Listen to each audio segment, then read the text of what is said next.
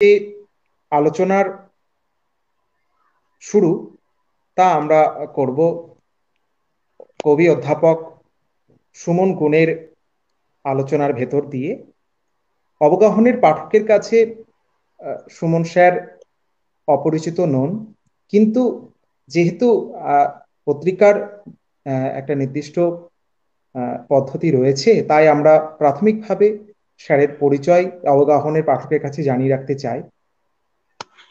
সমসাময়িক বাংলা ভাষার অগ্রণী কবি প্রাবন্ধিক অধ্যাপক সুমন গুণের জন্ম কলকাতায়।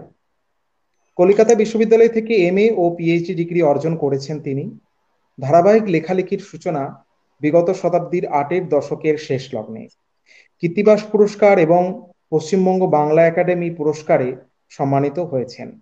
ভারতবর্ষের বিভিন্ন প্রান্তের পাশাপাশি প্যারিস, লন্ডন ও বাংলাদেশে আমন্ত্রিত হয়ে কবিতা পড়ে এসেছেন, মূল্যবান বক্তৃতা দিয়েছেন।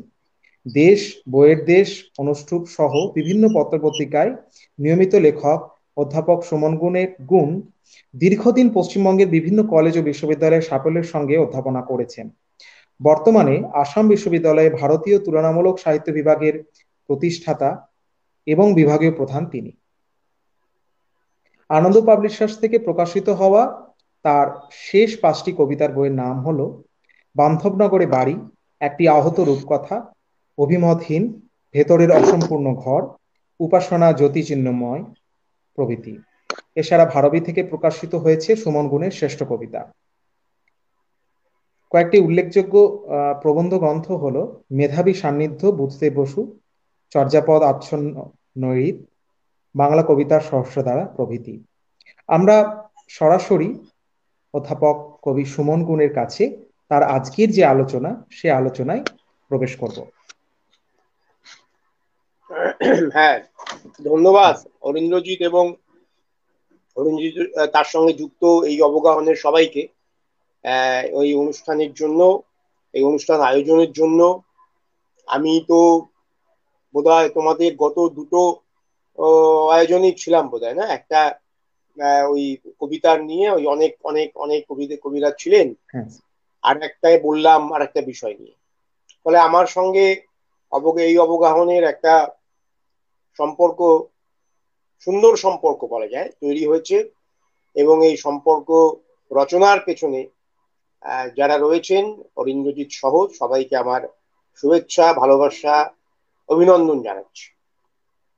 আমি আমার আজকে যিনি আমার সঙ্গে বলবার জন্য আমার যে সহবক্তা রয়েছেন, সোনালী মুখোপাধ্যায়, সোনালী মুখোপাধ্যায়কেও আমার শুভেচ্ছা, ধন্যবাদ, অভিনন্দন জানাচ্ছি।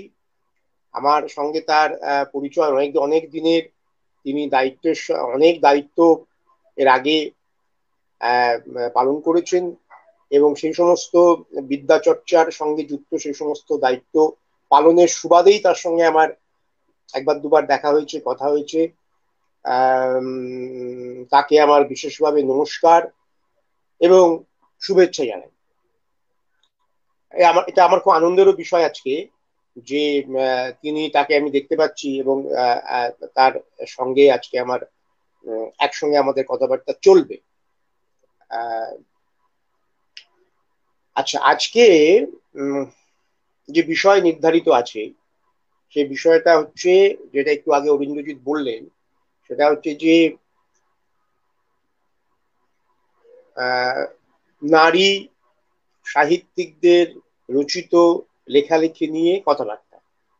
তো আমি মূলত আজকে যেটা নিয়ে বলবো সেটা একটু বলি। সেটা হচ্ছে যে এর আগে আমি বেশ 3-4টে জায়গায় মেয়েদের লেখা কবিতা নিয়ে আলোচনা করেছি, মানে আমাদের ভাষায় মেয়েদের লেখা কবিতা একেবারে শুরু থেকে, চন্দ্রাবতী থেকে শুরু করে। অনেকে শুভ সন্ধ্যা জানাচ্ছেন, প্রীতি ভকত তা জানিয়েছেন, তাকেও আমাদের শুভ সন্ধ্যা। এর আগে অনেকে নীলমণি এবং আর অনেকে জানিয়েছেন, শতাব্দী আছেন, শুভ সন্ধ্যা, ভালো থেকো। আচ্ছা, বলেছি তো। আজকে আমি যেটা করব সেটা হচ্ছে যে আজকে আমি বাংলা সাহিত্যে কিছুটা সময় পর্যন্ত, পুরোটা পারবো না, একেবারে শুরু থেকে কিছুটা সময় পর্যন্ত মেয়েদের লেখা নয়, কিন্তু মেয়েদের কথা আছে, যে লেখালেখির বিষয় মহিলারা, এবং আসলে তাদের কথাই বলা হচ্ছে, তারাই কথা বলছেন। আমাদের বাংলা সাহিত্যের, এটা আমরা জানি, শুধু বাংলা সাহিত্য নয়, যে কোনো ভাষার সাহিত্যেই প্রথম কয়েকটা পর্বে, প্রথম পর্বের একটা অনেকটা অংশ জুড়ে যেটা হয়েছে, মেয়েরা নিজেরা লিখতে এসেছেন অনেক পরে বলে অন্যের ভাষায় তাদের কথা আমরা শুনতে পেরেছি।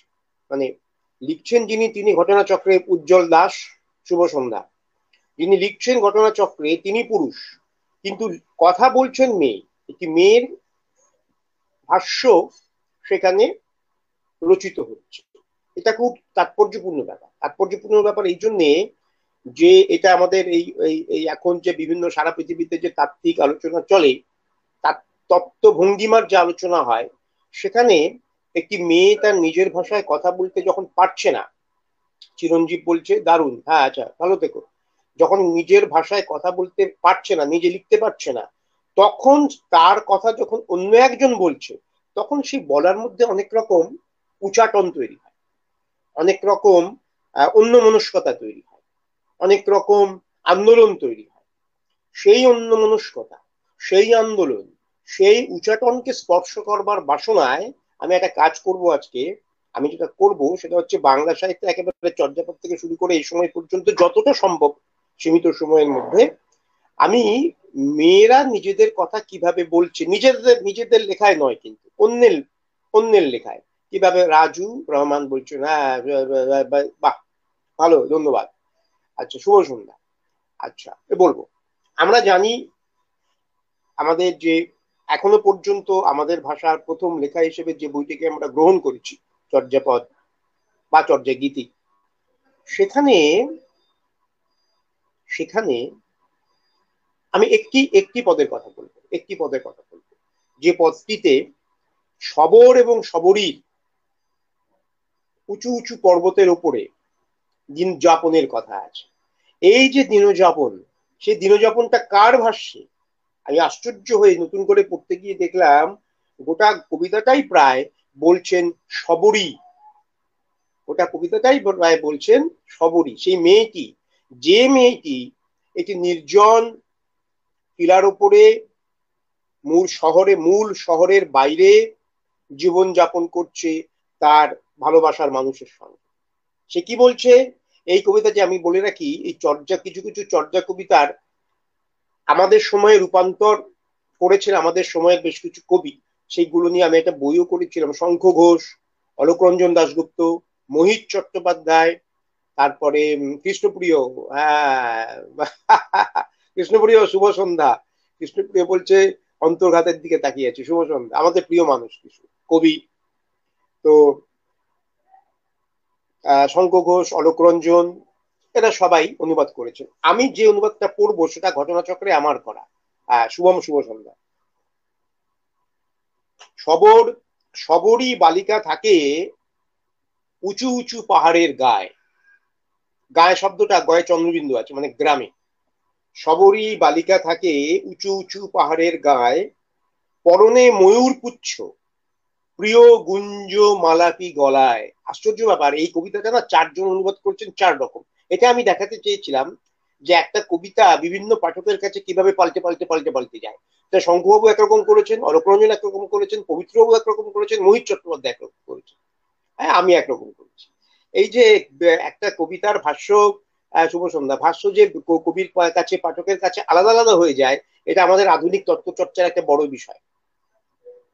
কাতর শবরী ডাকে, ও শবর, দুরন্ত শবর, শান্ত হও, আমি তো তোমারই, দেখো এ তো আমাদেরই ঘর। লক্ষ্য করতে বলবো, আমাদের ভাষার আবির্ভাব এসছেন, আবির্ভাব আমাদের খুব প্রিয় কবি এবং মানুষ, ধন্যবাদ শুভ সন্ধ্যা আবির্ভাব। আমাদের ভাষায় প্রথম থেকেই অরিজিৎ, অধ্যাপক আমাদের বন্ধু অরিজিৎ ভট্টাচার্য, শুভ সন্ধ্যা, আমাদের ভাষায় প্রথম থেকেই একটি মেয়ে তার কাতরতা দিয়ে আমাদের আহ্বান জানাচ্ছে। একেবারে শুরু থেকে, একেবারে আমাদের সাহিত্য চর্চার শুরু থেকে আমাদের ভাষায় যে মেয়েরা কথা বলছেন তাদের স্বরে আমরা টের পাচ্ছি কাতরতা, ভালোবাসাময় কাতরতা। কিন্তু এই কাতরতার একটা সামাজিক সামাজিক একটা উৎস আছে। এমনিতেই চর্যার যারা রচনা করেছিলেন তারা সমাজের বাইরের মানুষ ছিলেন, আমরা সবাই জানি। তার মধ্যে একটি মেয়ে যখন কথা বলছে, সেই মেয়েটির কথা বলার মধ্যে একটি অতিরিক্ত অর্থময়তা যুক্ত হচ্ছে, অতিরিক্ত কাতরতা যুক্ত হচ্ছে, অতিরিক্ত অনুনয় যুক্ত হচ্ছে। এই কাতরতা, এই অর্থময়তা, এই অনুনয়কে যারা সমাজবিদ, সমাজতত্ত্ব নিয়ে আলোচনা করেন তারা নিজেদের মতো করে আলোচনা করবেন। আমি শুধু লক্ষ্য করতে বলছি, আমাদের বাংলা ভাষার রচনা চর্চার, সাহিত্য চর্চার একেবারে প্রথম থেকেই যে মেয়েটি কথা আমরা শুনতে পাচ্ছি, সে কিন্তু কাতরতার সঙ্গে কথা বলছে। কি বলছে? কাতর শবরী ডাকে, ও শবর, দুরন্ত শবর, শান্ত হও, আমি তো তোমারই, দেখো এ তো আমাদেরই ঘর। সম্পর্কের মধ্যে অনেক রকম আন্দোলন থাকে, সম্পর্কের মধ্যে অনেক রকম অন্যমনস্কতা থাকে, সম্পর্কের মধ্যে অনেক রকম রং থাকে, হ্যাঁ, রংহীনতা থাকে, হ্যাঁ, অস্পষ্টতা থাকে। এই সমস্ত সমস্ত উচাটন, সমস্ত অস্পষ্টতা, সমস্ত অন্তর্ঘাত এই কবিতাটার মধ্যে, আমরা বাংলা ভাষায় লেখা প্রথম কবিতার মধ্যে যে মেয়েটি কথা বলছে তার ভাষ্যে আমরা লক্ষ্য করতে পারছি। এবং আমরা লক্ষ্য করব গোটা বাংলা সাহিত্যে ধরে, তারপরে যাকে আমরা বৈষ্ণব পদাবলী বলি, কেন বলি আমরা জানি না, শব্দটা আমাদের কাছে গৃহীত হয়ে গেছে। আসলে রাধা এবং কৃষ্ণের সম্পর্ক নিয়ে লেখা সমস্ত রচনার মধ্যে মূল কথাগুলো কিন্তু বলে চলেছেন রাধা, মূল কথাগুলো কিন্তু বলে চলেছেন রাধা। সেটা বরু চণ্ডীদাসেই হোক, সামান্য কৃষ্ণের দুটো একটা কথা আছে, সেটা কাতরতা সামাজিক উৎস, সেটা বরু চণ্ডীদাসে হোক, সেটা সেটা তথাকথিত বৈষ্ণব পদাবলিতে হোক, সেটা এমনকি শাক্ত, আবার তথাকথিত শাক্ত পদাবলিতে হোক, সমস্ত জায়গায় হয় কথা বলছেন রাধা, কথা বলছেন উমা, কথা বলছেন শবরী, কথা বলছেন আমাদের সময়ের নানা নানা নানা পর্বে, নানা পর্যায়ে, নানা স্তরে বেঁচে থাকা মেয়েরা। আমি চর্যা থেকে এই মেয়েটির, যে মেয়েটির কথা দিয়ে শুরু করলাম, সেই মেয়েটির শেষ দুটো কথা বলি। মনকে শাসন করো নির্ণয়ে ও স্বরে, এখন সবর মত্ত, কে তাকে খুঁজবে ওই শিখরে শিখরে। আমি আমি স্তম্ভিত ওই লাইনটি পড়ে। এখন সবর মত্ত, কে তাকে খুঁজবে ওই শিখরে শিখরে। কেন সবর মত্ত? কেন সে সবরীর কাছে নেই? কেন সে শিখরে শিখরে ঘুরে বেড়াচ্ছে? এই প্রশ্নটা কিন্তু আমাদের সময়ে, আমাদের সময়ে যারা যারা যারা সমাজ তত্ত্ব নিয়ে আলোচনা করেন, যারা নারী নারী বাদ বলে যে বিষয়টি আছে সেটা নিয়ে আলোচনা করেন, তাদের কাছে একটি অত্যন্ত তাৎপর্যপূর্ণ বিষয় হিসেবে চিহ্নিত হবে। তার মানে আমরা দেখতে পাচ্ছি আমাদের আমাদের ভাষার যে প্রথম লেখা, সেই প্রথম লেখাটির মধ্যেই একটি মেয়ে, সে যাকে ভালোবাসে তাকে খুঁজছে, সে তার সঙ্গে নেই, তার পাশে নেই, সে শিখরে শিখরে ঘুরে বেড়াচ্ছে। শিখর এখানে কিসের সমার্থ? শিখর মানে শিখর, এই শিখর শব্দটি, আমরা এই শিখর শব্দটি দিয়ে আমরা কাকে স্পর্শ করব, কাকে কাকে কাকে কাকে চিহ্নিত করব? কেন এই শবরী তার শবরকে কাছে না পেয়ে শিখরে শিখরে খুঁজে বেড়ানোর কথা ভাবছে? এই যে কাতরতা, এই যে অসহায়তা, এবার আমি কাতরতা থেকে শব্দটাকে অসহায়তায় রূপান্তরিত করলাম। এই যে কাতরতা, এই যে অসহায়তা, এই যে একা ভালোবাসার মানুষকে খোঁজার আরতি, আমাদের বাংলা সাহিত্যের গোটা পর্যটনে এই আরতির স্বরলিপি লেখা হয়েছে। গোটা বাংলা সাহিত্যের গোটা পর্যটনে এই আরতির স্বরলিপি লেখা হয়েছে। একটি মেয়ে, সে কখনো কৃষ্ণকে খুঁজছে, হ্যাঁ, এ তো সোসিওলজি অফ বেঙ্গল, রাইট, ধন্যবাদ কৃষ্ণকে। একটি মেয়ে তার শবরকে খুঁজছে, একটি মেয়ে কৃষ্ণকে খুঁজছে, একটি মেয়ে তার মেয়েকে খুঁজছে, একটি মেয়ে তার স্বামীকে খুঁজছে। এই যে আমাদের গোটা বাংলা সাহিত্য জুড়ে একটি মেয়ে খুঁজে চলেছে তার পথিকৃতকে, তার দৈতকে, তার এই অমরদা শুভ সন্ধ্যা, ধন্যবাদ, অভিনন্দন, ভালোবাসা। অমর মিত্র, আমাদের সময়ের শিরোধার্য কথা সাহিত্যিক অমর মিত্র আছে। একটি মেয়ে তার সারা জীবন, আমাদের গোটা বাংলা সাহিত্যের গোটা পর্যটনে একটি মেয়ে খালি খুঁজে চলেছে। এটা কিন্তু আমাদের বাংলা সাহিত্য নিয়ে যারা যারা যারা সমাজতত্ত্ব এবং সাহিত্যকে একসঙ্গে মিলিয়ে পড়তে চান, তারা কিন্তু তাদের কাছে কিন্তু একটি চর্চার বিষয়, যে কেন বাংলা সাহিত্যের শুরু থেকে একটি মেয়ে খালি খুঁজে চলেছে, কেন খুঁজে চলেছে, কেন তার ধ্বনিতে কাতরতা, কেন তার ধ্বনিতে অসহায়তা, কেন তার ধ্বনিতে আরতি, কেন তার ধ্বনিতে এই এই এই প্রসঙ্গটা আমি বুঝতে চেয়েছি গোটা বাংলা সাহিত্যের প্রথম পর্যায় থেকে শুরু করে শবরীর উচ্চারণ দিয়ে শুরু করে, শবরীর উচ্চারণের পরে আমরা যার কথা পাবো সেটা আমরা সবাই জানি, সে হচ্ছে রাধা। বাংলা সাহিত্যে এখনো পর্যন্ত বরুচন্দ্র দাসের শ্রীকৃষ্ণ কীর্তনের চেয়ে এত স্বাভাবিক কবিতা বাংলা ভাষায় এখনো আর লেখা হয়। যে বরু চণ্ডীদাস যখন শ্রীকৃষ্ণ কীর্তন লিখছেন, গোটা কবিতা জুড়ে একেবারে মুখের ভাষায় একটি মেয়ে আর একটি ছেলে এবং তার সঙ্গে একটি একটি সমাজের একজন বৃদ্ধা মহিলা, এই তিনজনের কথাবার্তার মধ্য দিয়ে আমাদের সময়ের যে যে চেহারা একেবারে স্বাভাবিক ভাবে তুলে ধরেছেন কবি বরু চণ্ডীদাস, গোটা বাংলা সাহিত্য জুড়ে এই স্বাভাবিকতার কোনো তুলনা নেই।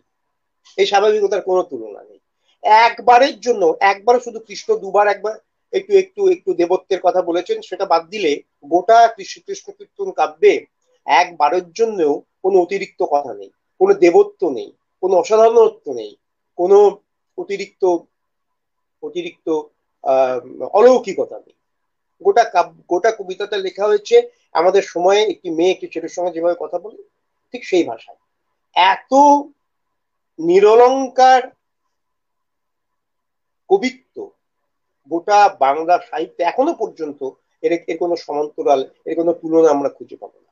এই যখন বলেন, এবং সবচেয়ে বড় কথা, এটা আমি তিনটে উদাহরণ দিচ্ছি, এই তিনটে উদাহরণতেই ধন্যবাদ, তিনটে উদাহরণেই আমরা দেখতে পাবো, শুভ সন্ধ্যা, তিনটে উদাহরণে আমরা দেখতে পাবো একটি মেয়ে তার রান্নাঘরের বৃত্তের মধ্যে দাঁড়িয়ে কথা বলছে, রান্নাঘর থেকে সে এড়াতে পারছে না। গোটা বাংলা সাহিত্যের ধরে একটি মেয়ে রান্নাঘরে দাঁড়িয়ে তার যাবতীয় আকুতি, যাবতীয় আকুলতা, যাবতীয় ব্যাকুলতা, যাবতীয় আকাঙ্ক্ষা, যাবতীয় কামনা ও বাসনার প্রকাশ ঘটাচ্ছে। তিনটে উদাহরণ দেব, এবং তিনটে উদাহরণ হচ্ছে গোটা বাংলা সাহিত্যের মধ্য জুড়ে তিন সময়ের তিনটি মেয়ে কথা বলছে, দাঁড়িয়ে আছে সে রান্নাঘরে, এবং এবং এবং সবচেয়ে বড় কথা, যিনি লিখছেন সেই কবি কিন্তু সে রান্নাঘরের প্রসঙ্গটিকে এড়িয়ে যাননি। আমাদের ভাষার লেখকেরা যে কতটা সময়ের সঙ্গে নিজেকে যুক্ত রেখে কথা বলেছেন, কতটা কতটা কতটা নিজেদের সময়কে স্পর্শ করে কথা বলেছেন, সেটা আমরা দেখতে পাবো যদি আমরা এই বিষয়টা লক্ষ্য করি। তিনটে উদাহরণ দিচ্ছি। শ্রীকৃষ্ণ কীর্তনে রাধা বলছেন, কেনা, এটা আমাদের সবার চেনা বিষয়, যা আমরা অনেকবার পড়েছি, কেনা বাসি বায়ে বড়াই কামিনী নই কুলে, কেনা বাসি বায়ে বড়াই এ গোঠ গোকুলে। এইবার বলছে, আকুল শরীর মোর বেআকুল মন, বাঁশির শবদে মো আউলাইল রান্ধন। হ্যাঁ, শুভেচ্ছা মৌ, ধন্যবাদ, শুভ সন্ধ্যা। বাঁশির শবদে মো, শুভাশিস, আউলাইল রান্ধন। নিজের বিচলিত রান্নাঘরকে না এড়িয়ে গিয়ে, নিজের আকাঙ্ক্ষার কথা, নিজের বাসনার কথা, নিজের ভালোবাসার কথা যে মেয়েটি বলতে পারছেন, তাকে যে কবি আমাদের সামনে প্রকাশ করলেন, সেই কবির কাছে আমাদের সারা জীবন নতজানু থাকতে হবে। সেই কবির সত্যনিষ্ঠার কাছে, সেই কবির আবেগের কাছে, সেই কবির স্তব্ধতার কাছে আমাদের সবসময় নতজানু থাকতে হবে। বাঁশির শবদেম আউলাইল রান্ধন, একটি মেয়ে তো তার রান্নাঘরের পরিসরের মধ্যেই বাধা, সেটা তখনও বাধা ছিল, এখনো বাধা। যে মেয়েটি তার রান্নাঘরের পরিসরের মধ্যে বাধা, সে যে ভালোবাসার কথা বলবে রান্নাঘরের পরিসরের মধ্যে দাঁড়িয়েই, এই বাস্তবতা এই বাস্তবতা চণ্ডীদাস বুঝতে পেরেছিলেন, এবং বুঝতে পেরেছিলেন বলেই রান্নাঘরের বাইরে তাকে একটা বায়বীয় পরিসরের মধ্যে রেখে কথা বলাতে তাকে হয়নি, তাকে রান্নাঘরের মধ্যে রেখে কথা বলাতে হয়েছে। রান্নাঘরে দাঁড়িয়ে মেয়েটি কথা বলছে, তার তার তার তার প্রতিদিনের বাস্তবতাকে স্পর্শ করে সে কথা বলছে, তার প্রতিদিনের বাস্তবতার মধ্যে থেকে সে কথা বলছে। এবং এই কথা যে বলছে, এই কথা বলার শুরুটা শুরু হয়েছে একেবারে একেবারে ওই মানে বাংলা সাহিত্যের একেবারে প্রথম দিকে, এবং সেটা এখনো চলছে। এর পরের উদাহরণটা আমি দিচ্ছি, পরের উদাহরণটা আমি দিচ্ছি।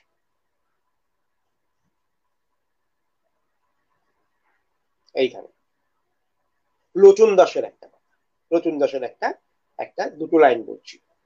ছনছনানি মনে লোসই ছটফটানি প্রাণে। এইবার শুনুন, কিসের রান্ধন, কিসের বারণ, কিসের হলদি বাটা,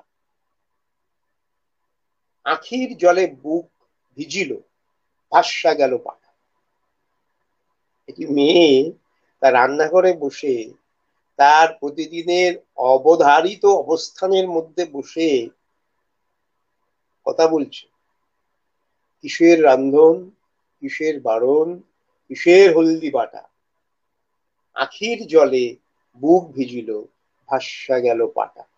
হ্যাঁ, শুভেচ্ছা। সে যে কাঁদছে, তার যে ব্যথা, তার যে বিপন্নতা, তার যে বিষণ্ণতা, তার যে আবেগ, তার যে ভালোবাসা, তার সঙ্গে যুক্ত হয়ে গেল তার ওই হলুদ বাটা, তার ওই পাটা, তার এই গোটা রান্নাঘর যুক্ত হয়ে গেল। এখানে কবি যে আবেগের সঙ্গে কথাটা বলেছেন, যে যে যে ঈষৎ রোমান্টিকতার আঁচ এই লেখাটির মধ্যে জড়িয়ে দিয়েছেন, সেই রোমান্টিকতা থেকে একে বার করতে আমি চাইছি না, চাইছি না।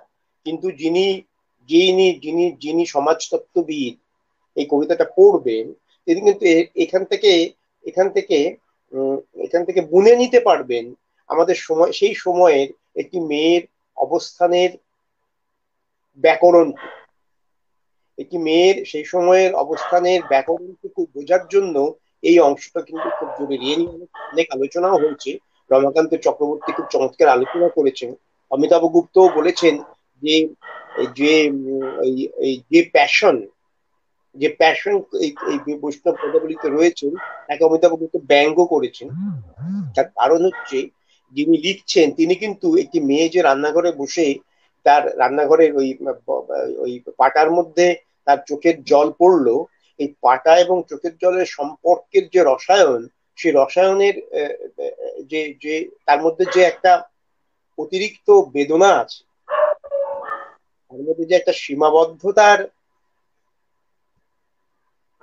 ধাক্কা আছে, সেই বেদনা, সেই ধাক্কাটাকে কিন্তু পাঠক, এই সময়ের পাঠক হিসেবে আমাদেরকে একটু বুঝে নিতে হবে। কারণ মেয়েটি কিন্তু রান্নাঘরের বাইরে বেরোতে পারছে না। হ্যাঁ, সে রান্নাঘর তার কাছে তুচ্ছ হয়ে গেল।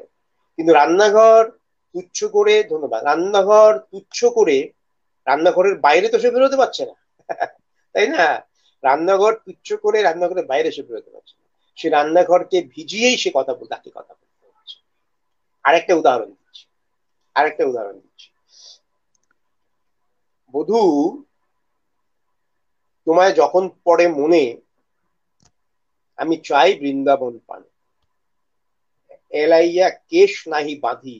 এইবার শোনো, রন্ধন শালাতে যাই, তুয়া বধূ গুণ গাই, ধুয়ার ছলনা করি কান্দি। ভয়ঙ্কর কথা, ভয়ঙ্কর কথা। এই যে ধুয়ার ছলনা করি কান্দি, ধুয়ার ছলনা করি কান্দি, আমাকে কাঁদতে হচ্ছে। সেই কান্নাটাও আমি স্বাধীনভাবে কাঁদতে পারছি না। দেবপ্রিয় সেনগুপ্ত, ধন্যবাদ। সেই দেবপ্রিয়া, সেই কান্নাটাও আমি স্বাধীনভাবে কাঁদতে পারছি না। আমাকে দেখাতে হচ্ছে যেন আমি আমার চোখে ওই রান্নাঘরের ওই যে ধোঁয়াটা এসে লাগছে, সে ধোঁয়া লাগার ফলেই আমাকে কাঁদতে হচ্ছে। এই ভালোবাসার কান্না হিসেবে আমি তাকে প্রতিষ্ঠিত করতে পারছি না, প্রেমের প্রকাশ হিসেবে এটাকে আমি প্রতিষ্ঠিত করতে পারছি না, আবেগের পরিচয় হিসেবে এটাকে আমি প্রকাশ করতে পারছি না। আমাকে বলতে হচ্ছে আমি রান্নাঘরেই আছি,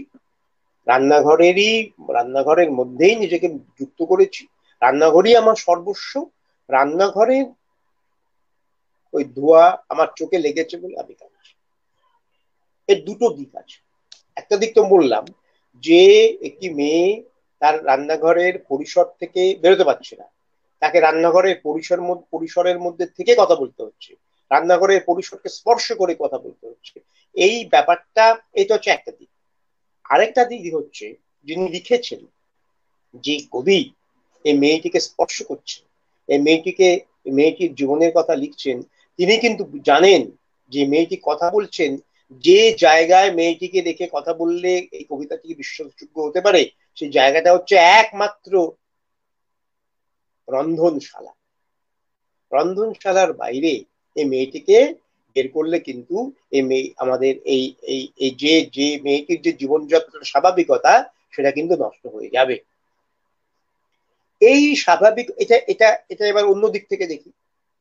এই স্বাভাবিকতাকে স্পর্শ করতে পেরেছিলেন বলেই, এই স্বাভাবিকতার উপর ভর দিয়ে লিখতে পেরেছিলেন বলেই এখনো পর্যন্ত আমাদের আলোচনায়, আমরা যারা নিজেরা এই সময় লেখালেখি করি, এই সময়ের মন নিয়ে লেখালেখি পড়ি, আমাদের কাছে এখনো পর্যন্ত কিন্তু এই লেখাগুলোর দাম রয়ে গেছে। এখনো পর্যন্ত বরুচন্ডী দাসের শ্রীকৃষ্ণ কীর্তনকে অতিক্রম করতে পারে এইরকম বাস্তববাদী লেখা, এরকম আধুনিক লেখা বাংলা ভাষায় এখনো লেখা হয়। এত আধুনিক প্রেমের কবিতা বাংলা ভাষায়, এত স্বাভাবিক প্রেমের কবিতা এখনো বাংলা, যা স্বাভাবিক তাই আধুনিক আসলে, এত স্বাভাবিক প্রেমের কবিতা বাংলা ভাষায় এখনো পর্যন্ত লেখা হয়। এবং এখনো যে আমরা এই সময়ের মন নিয়ে বরুর লেখা পড়তে পারছি। হ্যাঁ, ধন্যবাদ কৃষ্ণপ্রিয়, ধন্যবাদ, শুভেচ্ছা। আমি আজকে ইচ্ছে করে এই বিষয়টাকে ভেবেছি। এতদিন ধরে তো আমাদের আমাদের এই আধুনিক, আমাদের সময়ের মেয়েদের লেখা এই নিয়ে কথা বলেছি। আজকে আমি ইচ্ছে করে এই প্রশ্নটাকে স্পর্শ করলাম, করে বুঝতে চাইলাম যে ওই সময়ের কবিরা কতটা স্বাভাবিক, কতটা আধুনিক মন নিয়ে লিখতে চেষ্টা করেছিলেন বলে এখনো পর্যন্ত আমরা এই সময় মন নিয়ে সেই সময় লেখাগুলিকে স্পর্শ করতে পারছি। ওই যে আমাদের অডেনের একটা ইন্টারভিউ আমার কাছে এখনো পর্যন্ত শিরোধার্য মনে হয়। একটা ক্রাফট অফ পোয়েট্রি বলে একটা সংকলনে অডেন একটা ইন্টারভিউ দিয়েছিলেন। সেখানে বলেছিলেন, খুব গুরুত্বপূর্ণ একটা কথা বলেছিলেন। উনি বলেছিলেন, একটা লেখা ভালো কি খারাপ সেটা নিয়ে কথা বলার কোনো মানে হয় না। সেটা কবিও বলতে পারবেন না, পাঠকও বলতে পারবেন না।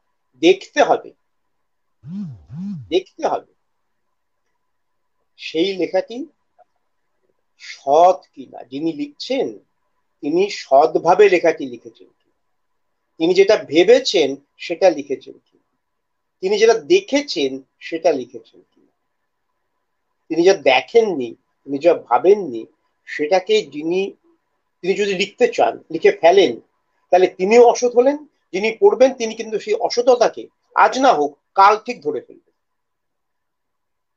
এই কথাটা আমি খুব, আমি আমি আমি আমি লেখক হিসেবেও মান্য করি, পাঠক হিসেবেও মান্য করি, যে একটা লেখার মধ্যে কবি বা লেখক, যিনি লেখা কবি বা কবি হন, গল্পকারী হন, যিনি হন, একটা লেখায় তিনি নিজেকে সৎভাবে প্রকাশ করতে পারছেন কিনা, সেটাই হচ্ছে সবচেয়ে বড় কথা।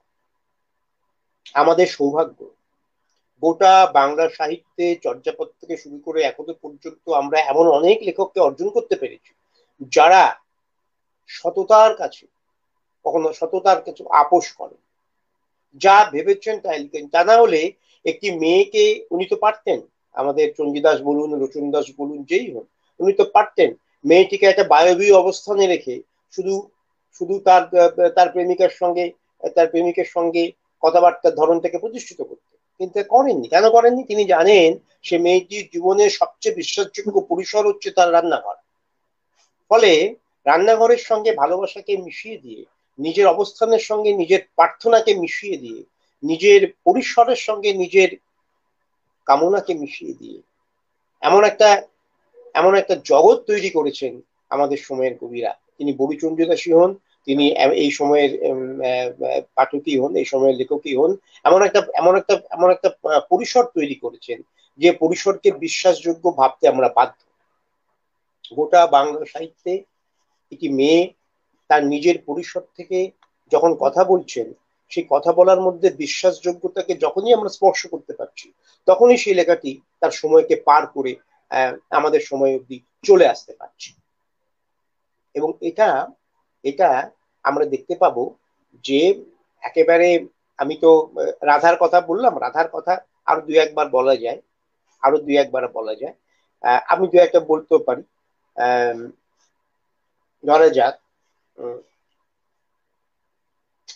এই রান্নাঘরের কথা বললাম, একটি মেয়ের তার সীমাবদ্ধ পরিসরের কথা বললাম। এই সীমাবদ্ধতা কত দূর পর্যন্ত প্রসারিত হতে পারে, কত দূর পর্যন্ত প্রসারিত হতে পারে, তা আরো দুটো লাইনে আমি আমি আমি বোঝার চেষ্টা করেছি। এটাও লোচন দাস লিখেছেন। কি লিখেছেন? তার প্রেমিক সম্পর্কে বলেছেন, তিনি যাকে ভালোবাসেন সেই সেই পুরুষ সম্পর্কে বলেছেন। কাজর করিয়া যদি নয়নেতে পড়ি গো, তাহে পরিজন পরিবার। প্রকাশ করতে পারছো না, তাকে যদি কাজল করো, যাকে আমি ভালোবাসি, তাকে যদি আমি লুকিয়েও রাখি, তাহলে আমার আত্মীয় স্বজন তাকে সেটা নিয়ে গন্ডগোল করে। একটি মেয়ের সামাজিক অবস্থানকে অনেকে বলেন, এই যে দু একজন বলেছেন যে বৈষ্ণব পদাবলীতে শুধুই প্যাশন আছে, শুধুই শুধুই শুধুই আরতি আছে, শুধুই খালি ভালোবাসার কথা আছে। তা যে নেই, তা যে নয়। একটি মেয়ে তার গোটা সামাজিক অবস্থান সহজে বৈষ্ণব পদাবলীতে, বৈষ্ণব পদাবলী শব্দটা অর্থহীন, বৈষ্ণব পদাবলী কথা কোনো মানে হয় না। মানে একটি মেয়ে যে তার গোটা অবস্থান নিয়ে রাধাকৃষ্ণকে নিয়ে লেখা গোটা বাংলা সাহিত্যের আলোচনা লেখালেখির মধ্যে ধরা পড়েছে, সেটা আমাদের কিন্তু বুঝতে হবে, আমাদের বুঝতে হবে। তা নাহলে আমাদের মনে হবে যেন ওই কৃষ্ণের জন্য রাধা এবং রাধার জন্য কৃষ্ণ খালি নিজেকে পাবার জন্য, নিজেদের মধ্যে মিলিত হবার জন্য খালি চেষ্টা চালিয়ে গেছেন, তা যে নয়। এই যে মেয়ে যে তার গোটা পরিসর নিয়ে, গোটা গোটা গোটা সীমাবদ্ধতা নিয়ে, তার অসহায়তা নিয়ে, তার আরতি নিয়ে, তার আবেগ নিয়ে, তার তার ব্যর্থতা নিয়ে, ব্যর্থতা নিয়ে এই লেখাগুলোর মধ্যে ধরা পড়েছে, এটা আমাদের বুঝতে হবে।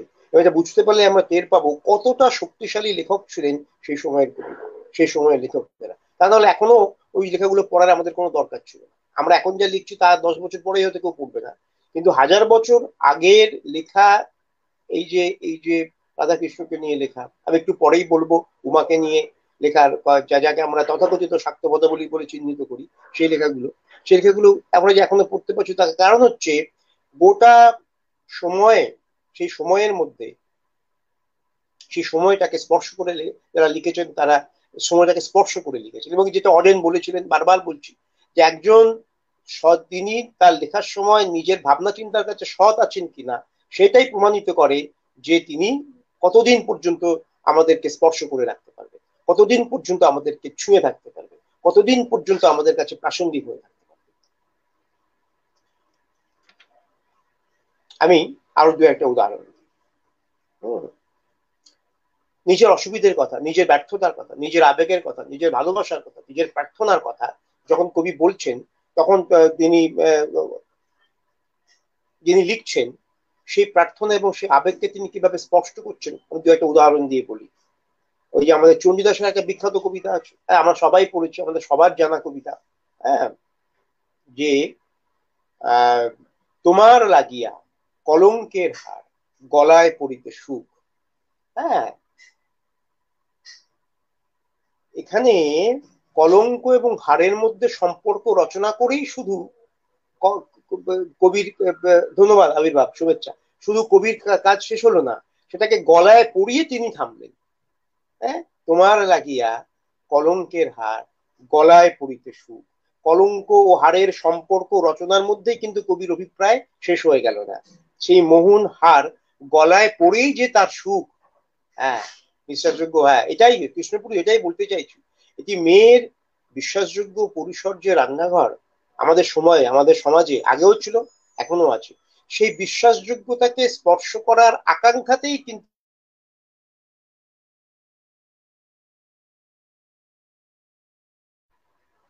সেই বিশ্বাসযোগ্যতাকে স্পর্শ করার আকাঙ্ক্ষাতেই কিন্তু কবিরা এই এই তাদের লেখার মধ্যে রান্নাঘরকে এনেছেন। রান্নাঘরটাকে না আনলে তো সেই মেয়েটাকে পরিষ্কার করে দেখানো যাবে না, সেই মেয়েটিকে দেখানো যাবে না।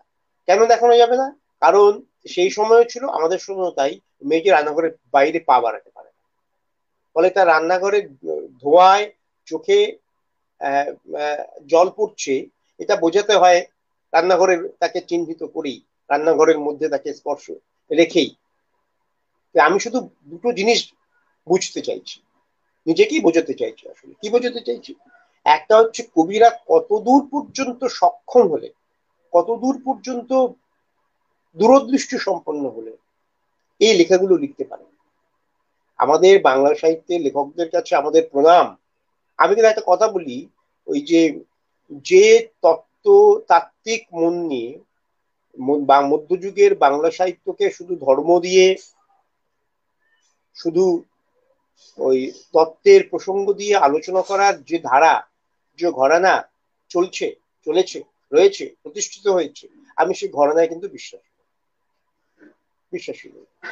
মধ্যযুগ চর্চাকে মধ্যযুগ চর্চাকে আধুনিক পাঠকের কাছে নষ্ট করে দেবার সবচেয়ে বড় উপায় হচ্ছে, বড় উপায় হচ্ছে এই যে ধর্মের চশমা এবং তত্ত্বের চশমা দিয়ে এই সময়টাকে দেখা। এভাবে চলবে না।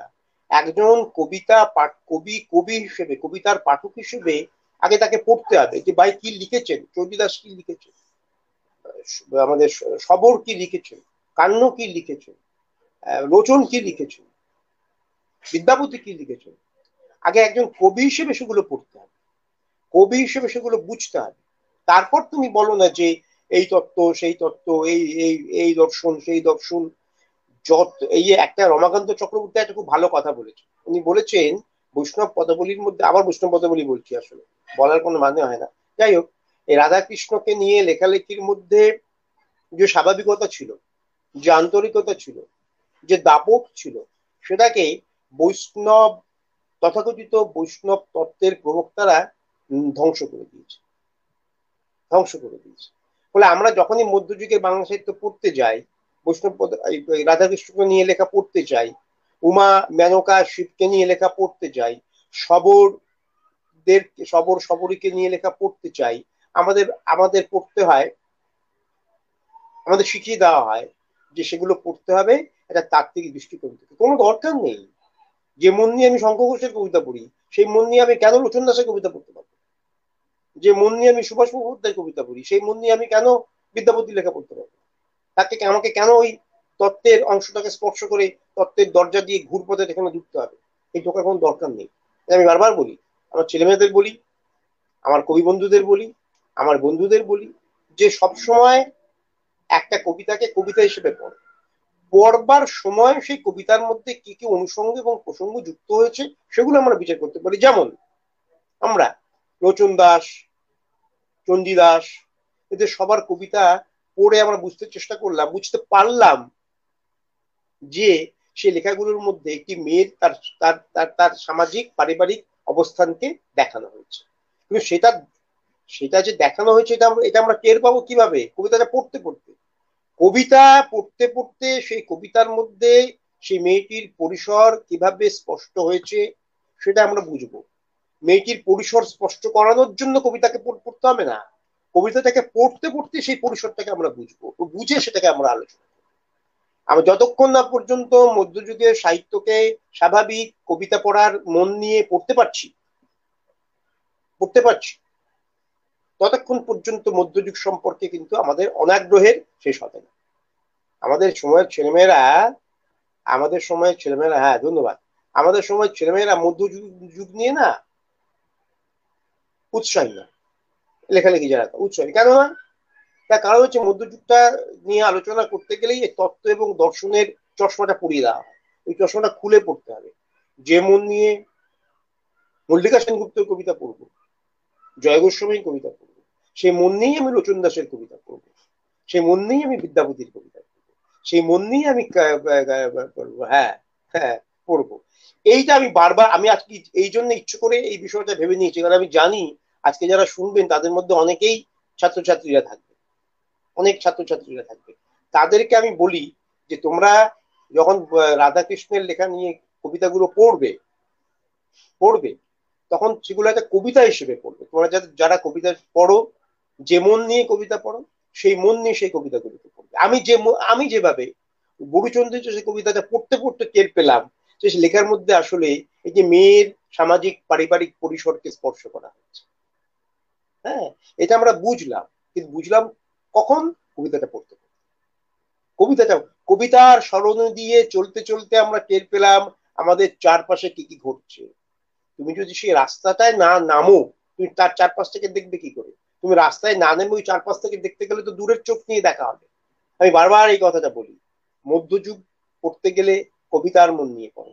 গোটা মধ্যযুগের বাংলা সাহিত্য আমাদের সময়ের শ্রেষ্ঠ কয়েকজন কবির লেখার সাহিত্য, এটাকে এই মন নিয়ে পড়তে হবে।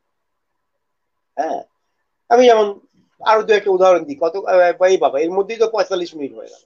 আচ্ছা, আমি বেশ বেশিক্ষণ নেবো না, শেষ করে দেবো। কারণ আজকে আবার অরিন্দ্রজিৎ যেখানে আছে সেখানে আলো নেই, বলে ওর আলো যে কোনো মুহূর্তে চলে যেতে পারে। ওকে বিপন্ন না করতে চাই না আমি। এরপর আবার সোনালী বলবেন, আমি শুনবো, সেই জন্য আমি খুব তাড়াতাড়ি শেষ করে দিচ্ছি। আর দু একটা উদাহরণ দিচ্ছি। দু শেষেও একটা স্যার উদাহরণ, আপনাকে একটু বলতে হবে স্যার।